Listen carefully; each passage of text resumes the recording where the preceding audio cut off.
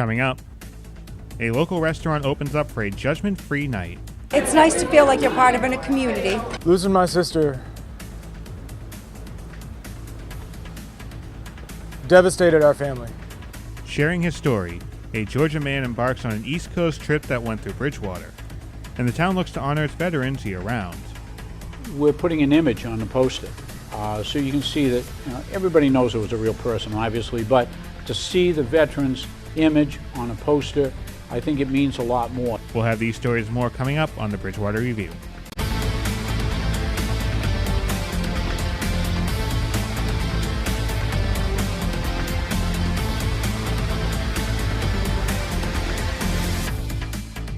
Thank you for watching our July 20th edition of Bridgewater Review. I'm John Luck. And I'm Scott Olson. In June, a local restaurant began a new tradition, a night out for families affected by autism. Over 90 people came out for the inaugural event, so well received that owners are hoping to continue the dinner monthly. Alicia Fortin has more. It's called the Judgment Free Night, and Crispy's is the Judgment Free Zone. Oh, it's fantastic. Crispy's is awesome. I'm a Bridgewater resident. We always come here, but this is extra special for us. The popular restaurant has been serving area residents for over 30 years, but July 9th was for families affected by autism. A friend of mine and I, who's a special ed teacher, were chatting one night and we were talking about things that we could do. And this came up, so we said, let's run with it. The families that come love it. This is the second time Crispy's has closed its doors so that these families could enjoy a meal together, unhurried and without judgment. It's nice to feel like you're part of a community. It's something we can do. There's things we can't do. You know, if someone says to us, can you donate $1,000? We can't do that. We can't do $500. This we can do. How was it? It was delicious. Delicious? Yeah. Do you think you'll come back here again? Yeah. Outside of eating, there are plenty of fun activities to bring to the table or use in a separate space. We have some old-fashioned stuff. Stickers and Play-Doh, coloring, cards, things like that. The hope is to continue these dinners monthly and that more people come out. We just want more people to come. I mean, it's literally, nothing is wrong tonight.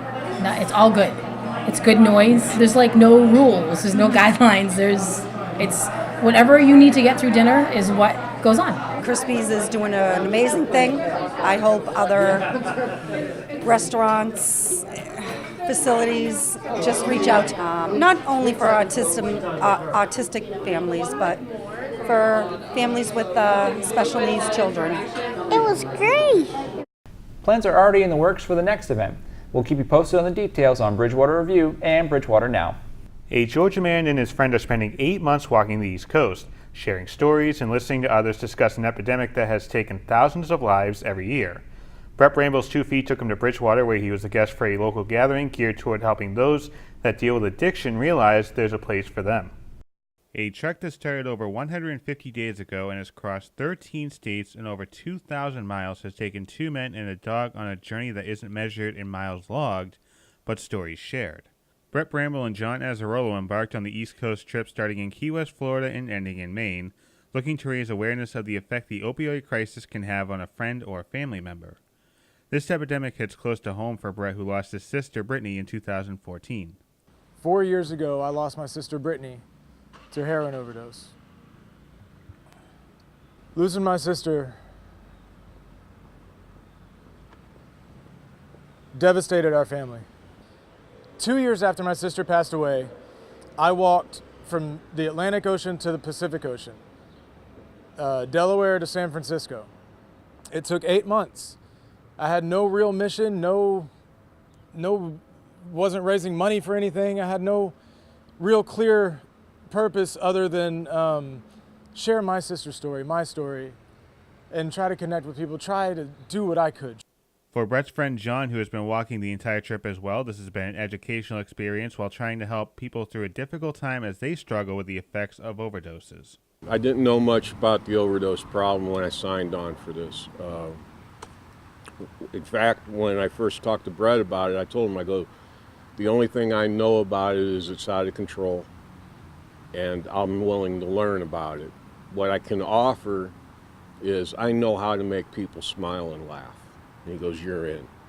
The walking part That's easy. It's dealing with the sadness and devastation every day when you talk to a parent that has lost a son or a daughter to this epidemic. It takes it out of you emotionally. There hasn't been a day that's gone by that we ain't broke down crying. Brett, John, and their dog Domino visited Bridgewater and the Friends of Emmett group that meets at Trinity Episcopal Church. This is a group that was started by Emmett's mother, Amy, who created the gathering held on the last Wednesday of every month, looking to help those that are dealing with addiction regardless of how it affects them, and an opportunity to open up in a setting without the stigma associated with it. In 2016, after losing my son Emmett to an overdose, my church wanted to respond in some way. They felt bad that we hadn't been open about what we were going through with him and that they weren't able to comfort us through everything. So in response, they started a new ministry called the Friends of Emmett. And every month, the Friends of Emmett holds a Mercy Street gathering, which is an ecumenical healing service, a potluck dinner so people can come in and have some fellowship, and then an educational opportunity for folks so they can learn more about the disease. Sharing the story is something that can help the healing process and something that Brett and John could offer on their trip. Listening to others that went through or are going through experiences like Brett went through. 9 times out of 10, they're affected in a devastating way by this crisis. And talking about it is a great first step. Because from there we can talk about the second step. You know, so it's connection, it's talking about it, it's letting go of the shame and the stigma associated with it, and bring it up in your community. You should be able to go to your church and say, my son's addicted to heroin, I need help. You should be able to do that. He's walking up the coast, talking to folks that he meets and saying, hey, this is me and this is what I've gone through, and talk to me about you. So having him here tonight was huge because his name does have recognition to it now with all the coverage he's had both online and on the television. But just to have someone come in and talk and share their story and share their journey, and it's inspiring to see what he's done with that grief and really put it into action. It's all about compassion.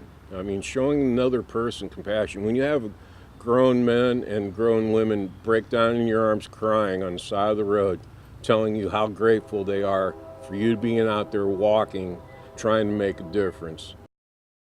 The Friends of Emmett group meet on the last Wednesday of every month with fellowship starting at 6 o'clock.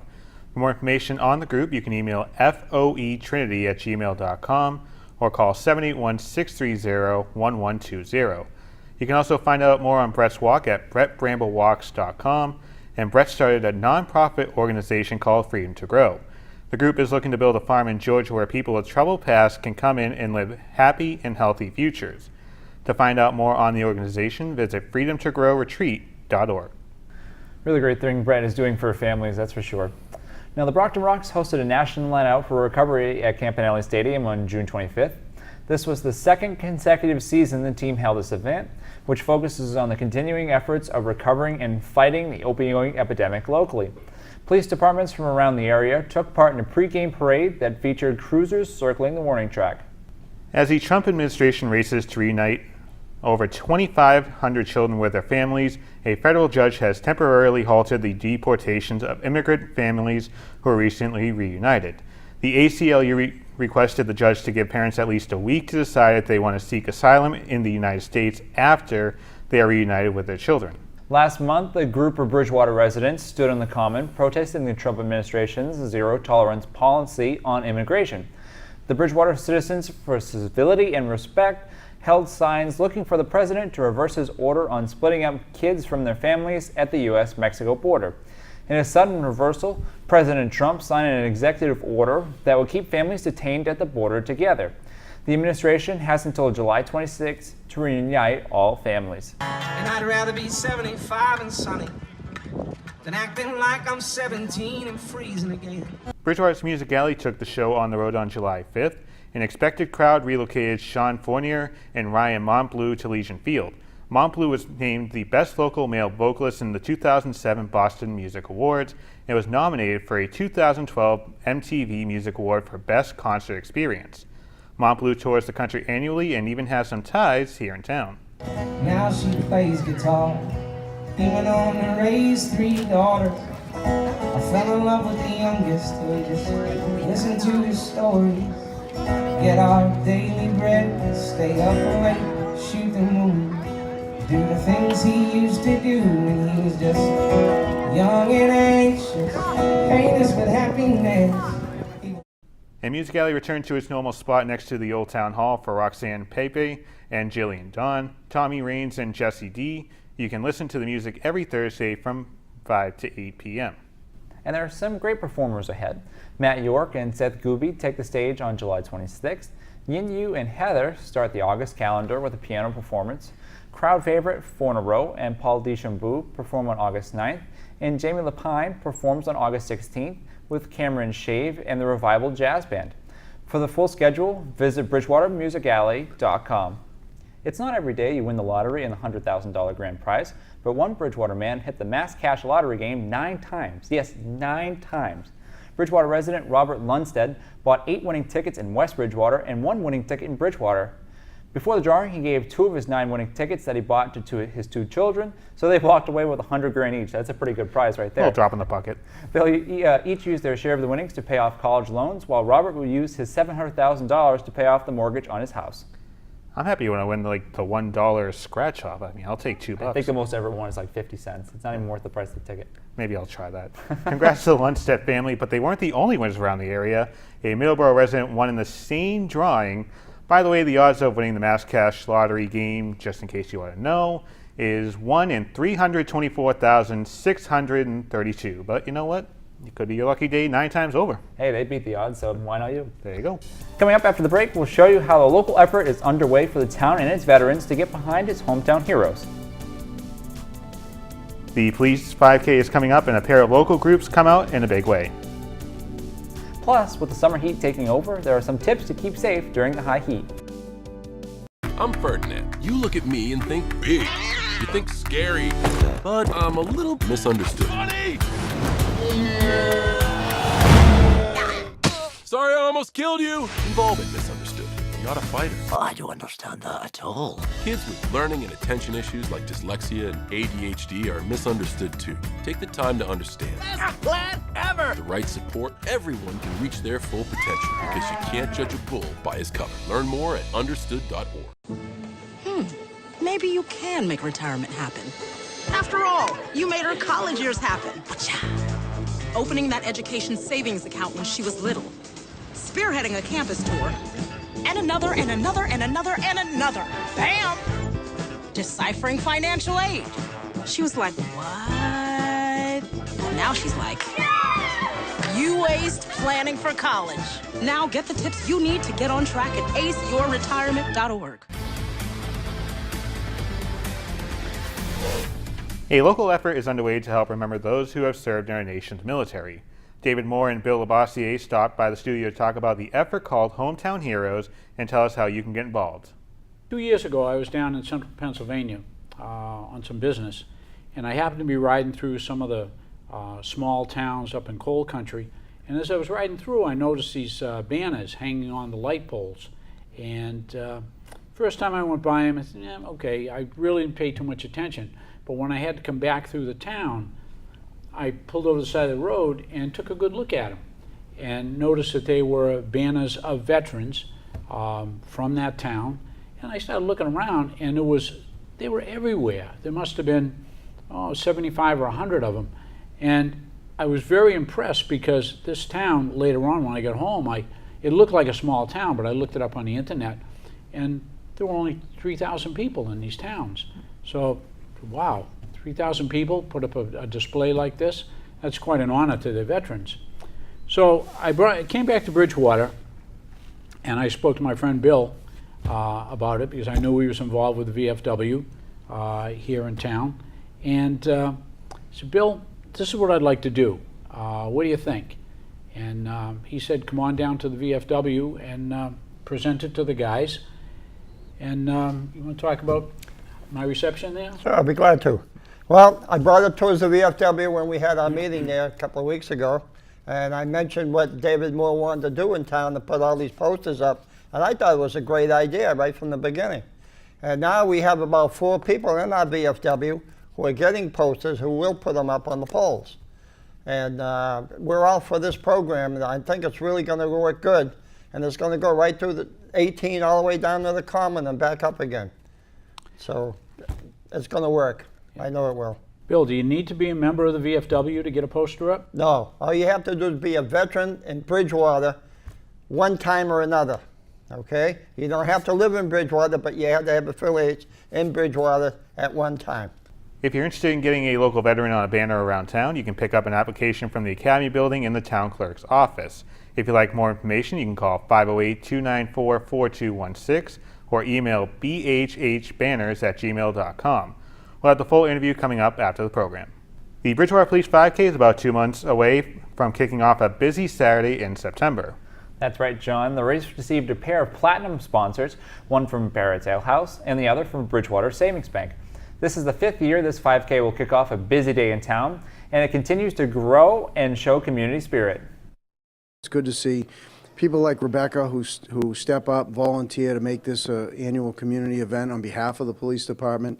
And of course, the Bridgewater Savings Bank has been a great partner for the last several years, not only for us, but for the community itself. And it's good to see that the people in the community really step up and help us out. Not only help us, but really help the community. So my thanks to everybody that's here for all the work that you do. This is our 5th year supporting the work that they do. And just to invite everybody, when the 5K is over, it's also the same day as the Bridgewater Business Association's Autumn Fest. So we invite the whole community to support both events, start off running the road race and then end up at Bridgewater State University at another great community event. We'd like to thank Barrett's, Michael, and Emily for joining us this year as a platinum sponsor. It means a lot to us to have the community support.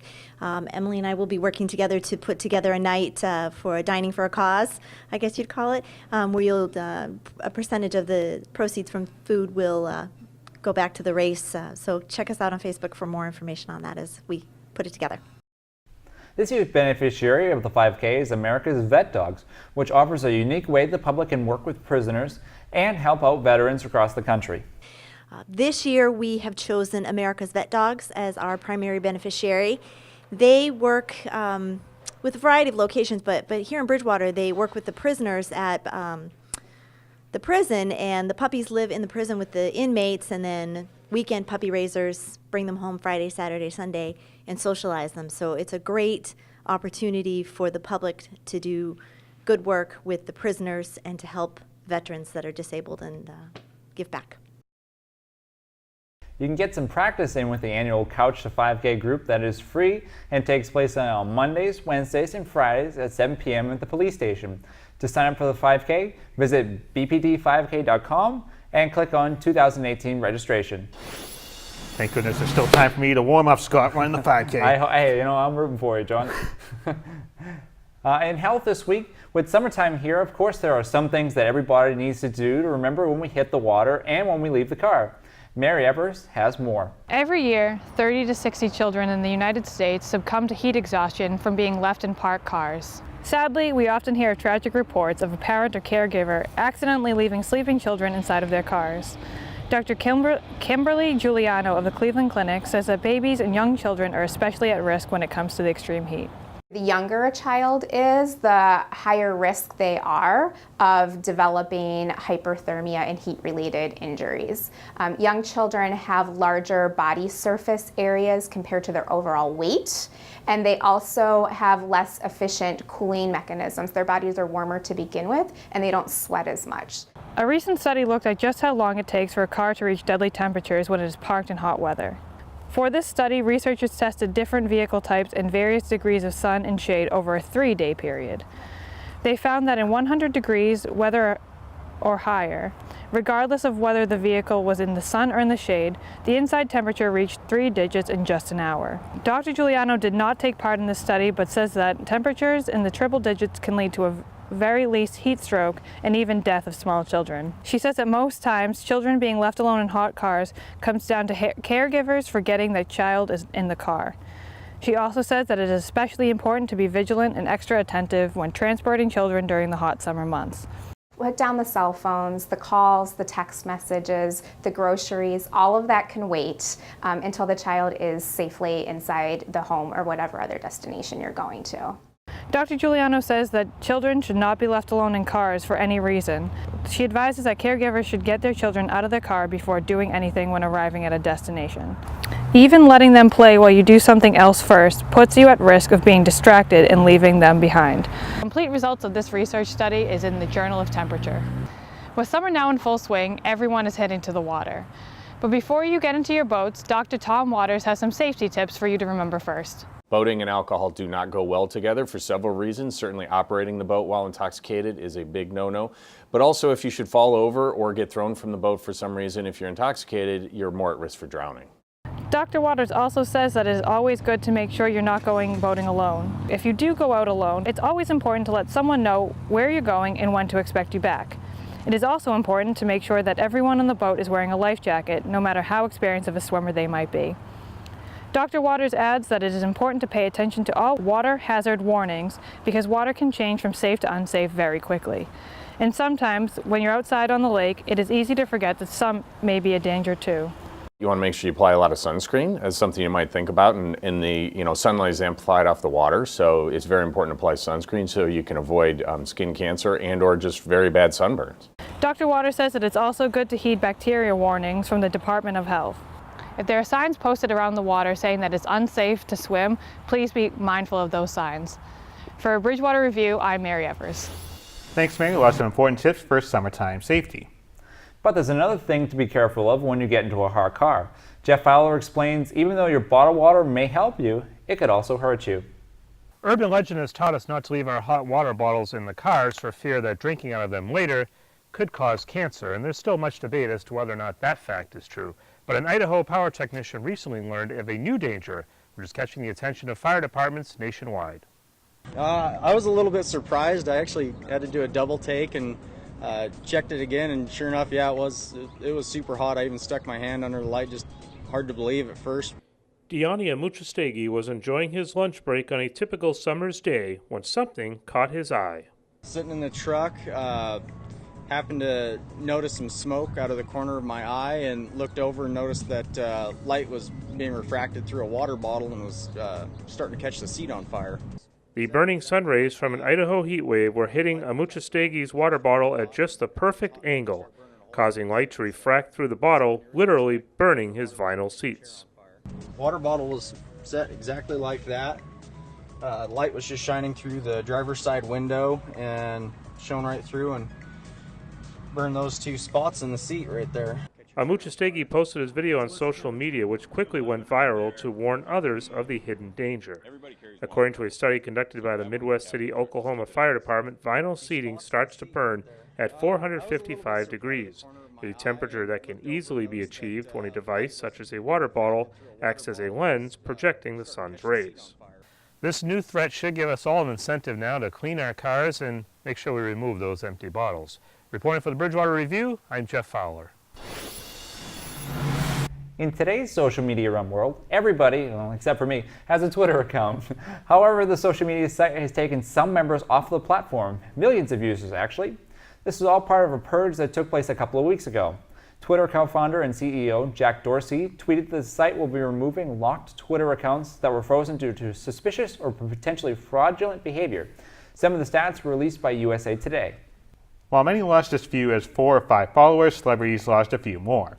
Katy Perry lost about 3 million followers, while former President Barack Obama lost more than 2 million.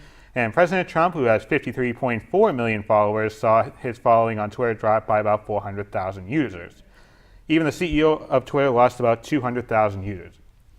When we return, Brian Berard has a preview of some of the fall sports at the regional.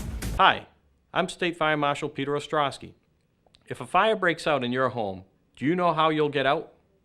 Planning and practicing how you and your family would escape a fire safely can make all the difference. Seconds count in a fire. Once the smoke alarm sounds, you may have less than 3 minutes to get out before deadly smoke and gases make escape impossible. Plan 2 ways out of every room. Choose a meeting place out front. Call 911 from outside the house. Remember, get out and stay out. Never go back inside.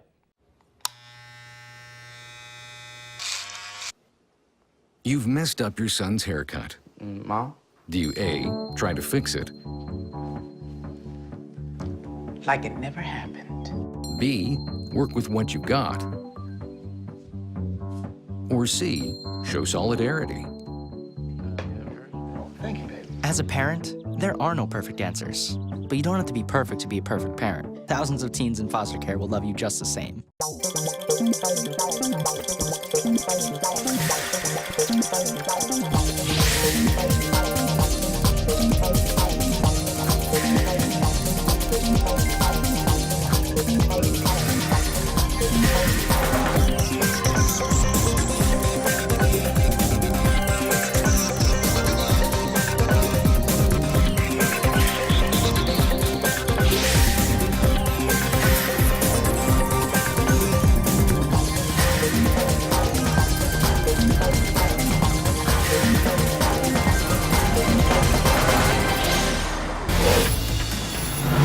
Welcome back to the Bridgewater Review. I'm Brian Berard with your sports update.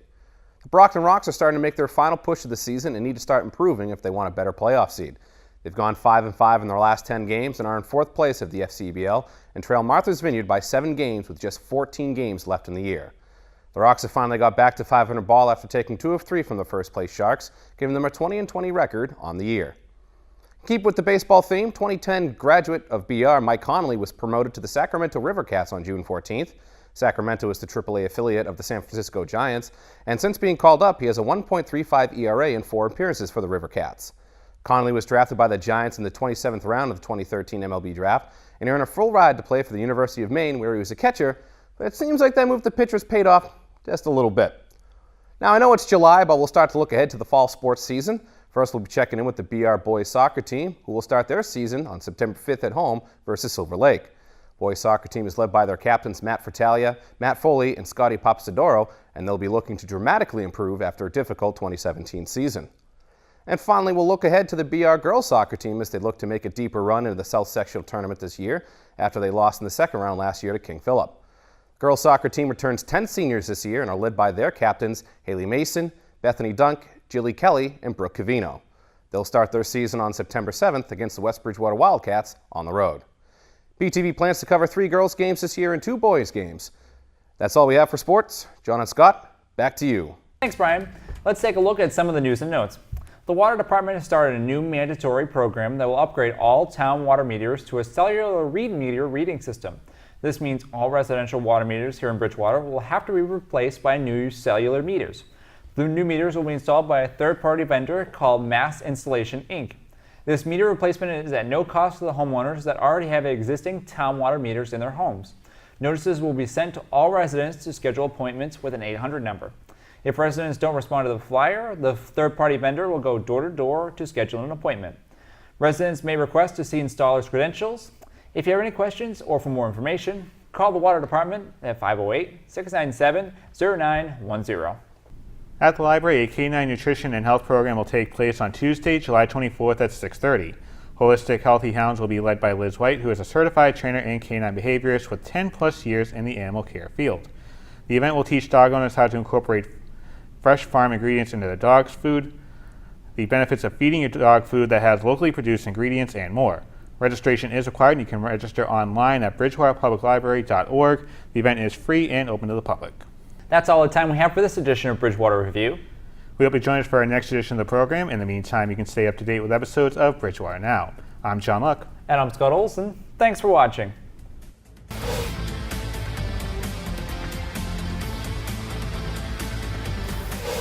2 years ago, I was down in central Pennsylvania on some business, and I happened to be riding through some of the small towns up in coal country. And as I was riding through, I noticed these banners hanging on the light poles.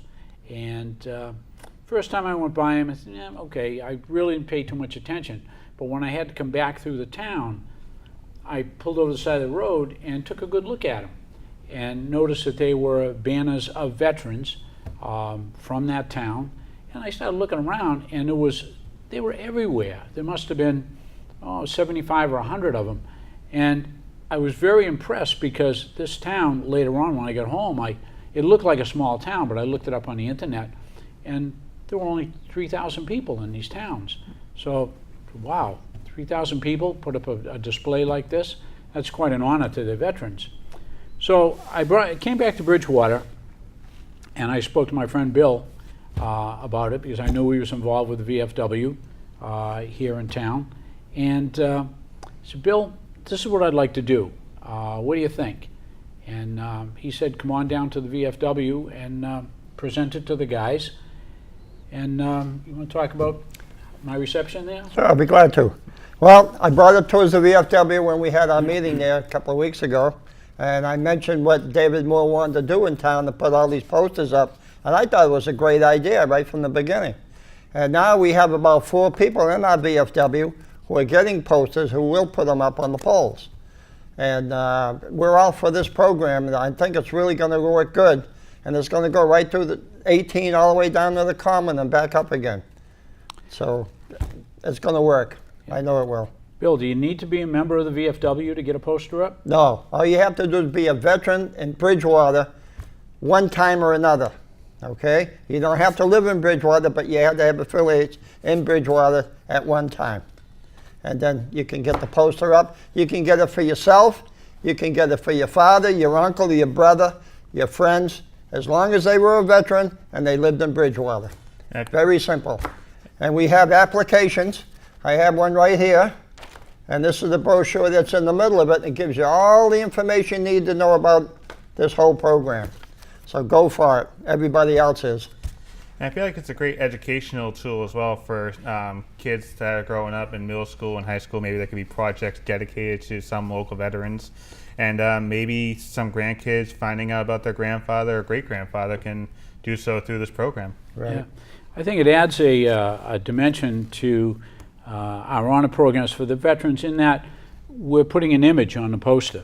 So you can see that everybody knows it was a real person, obviously, but to see the veteran's image on a poster, I think it means a lot more. You really can relate with the person on that poster. In this case, I've got my dad up there, and I'm looking for other people. You don't have to be, as Bill said, you don't have to be deceased or active military, you can be, or whatever. But just as long as you have that Bridgewater connection and that you be a veteran. One of the other things that motivates me, a little personal story. A young man that I went to school with from the 2nd grade right up, and we went through college together. He went to Vietnam in 1969. And the last night that I spent with him before he left, it was just before Thanksgiving, he said he was concerned. The biggest concern he had was that if something happened to him, he was the last of his family name that he knew of, and he was an only child.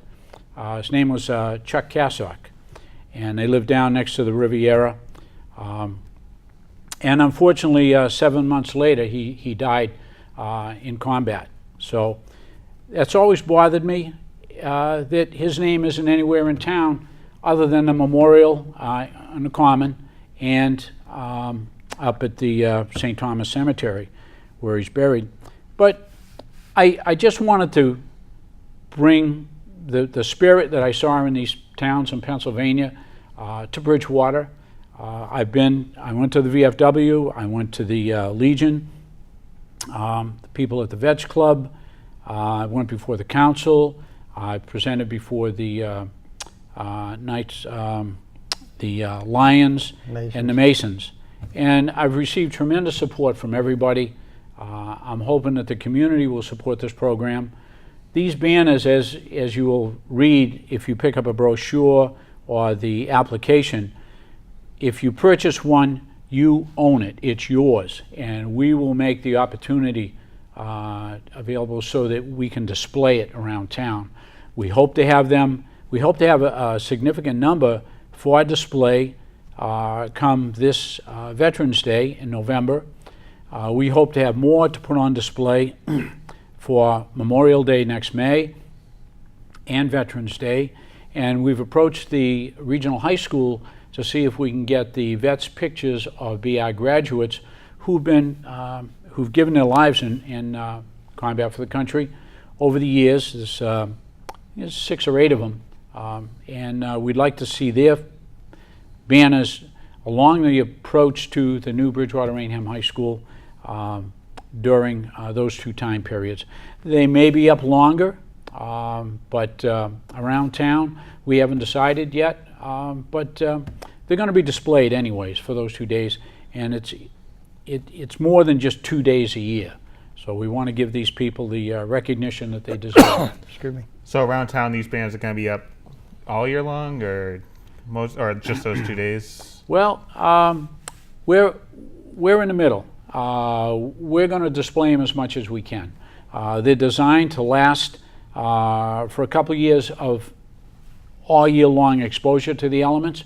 In Pennsylvania, I was there in the winter, and these things were still up on display. We may only display them around the holidays, Veterans Day, Memorial Day, sometime in the summer or whatever. It all depends on how things go.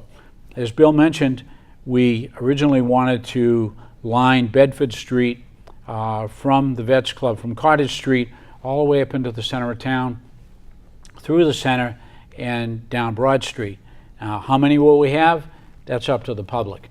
But in every town that I've spoken with, they have had to cut it off only because they ran out of poles to display it. We've made application to Verizon to use their poles. We haven't heard back from them yet. We have a number of other alternate locations where we can put them up, but we'd really like to see them along the roadway. So when the public comes into town, guests come into town, they can see it. Another aspect of this that you mentioned about the possibility of involving the kids, in doing my research with different towns, I found Dartmouth, Mendon, Leominster, I all had programs like this. But the best one I found was in Sanford, Maine. And they involve many different aspects of town government, especially the school. And they have a program in the high school where they have an adopt-a-grave program where they go and make sure that the grave is, the stone is well kept. They do a little research on the vet that's honored with that grave. They put together a little booklet of all of the banners that are up, and they do a little bio of each of the vets. So it gets, the English classes. I'm even told that the band put on a concert of period music. So it can involve, the opportunities are endless with the town. It all depends on how much they want to get involved. Definitely sounds like a great learning opportunity and a great opportunity for anybody in town to learn more about some of the people that fought for our freedom and fought for our country and are still fighting overseas, because, as you mentioned, this is for anybody who served in any war, but they had to have Bridgewater connections. And if they're interested in getting a banner just like this, what do they do again? They can pick up an application. We hope to have some of them at the town hall. We may have some brochures at other businesses, possibly down at Roach Brothers and so forth.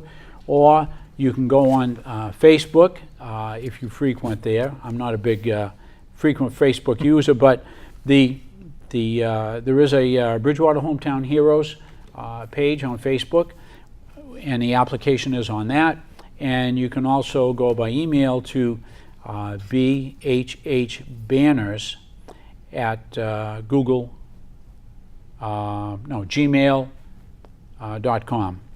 And that information is on the back of the brochure, and hopefully you may be able to scroll that on the bottom of the screen, possibly. Yeah, definitely. And my phone number will be there also. If it's in the brochures, it's in the application. So if anybody has any questions, feel free to call me anytime.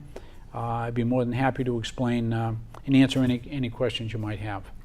Also, I'd like to cut in there just for 1 second. Now, on these banners that we're making, they're heavy vinyl. They'll last for a long time. And it's not just the front part of this poster. You get your picture on the back side of this poster. So no matter what side of the street you're on, front or back, you're going to see yourself up there, and it's going to look great. It really is. And like I said, these are heavy vinyl that last for years, believe me. So get out there and get your application and give us a buzz. We had a gentleman called us the other day who has 2 sons that have served in Iraq and Afghanistan, and he wanted to have one of his boys on one side and another boy on the other side. I said, sure. They're home, they're safe, and we want to honor them. So we'd love to have we'd love to be able to display their poster. And these posters, when they're not being displayed by the town, if you want to bring them home, you come down and get them, and you can display them at your house, wherever you wish to do that. We hope to be able to put some of them up in the high school. Some people may not realize that we do have a Bridgewater War Memorial Auditorium. I'm not going to tell you where it is. I want you to do some research, but it's a beautiful auditorium. The men who served in World War II, this was one of their wishes, that they could have an auditorium in Bridgewater, and that auditorium was built. And it's very well used by the community right now. And I put a challenge out there for all you veterans. Buy one of these, get your picture up there on the pole, be one of the guys. Thank you. And again, the banners are professionally made here. They look great here in studio, and they're going to look great going along the road on Route 18, Broad Street through the Commons. So thanks, guys, for coming in and sharing the banners with us today. Our pleasure. Thank you. Our pleasure. Thank you. Thanks.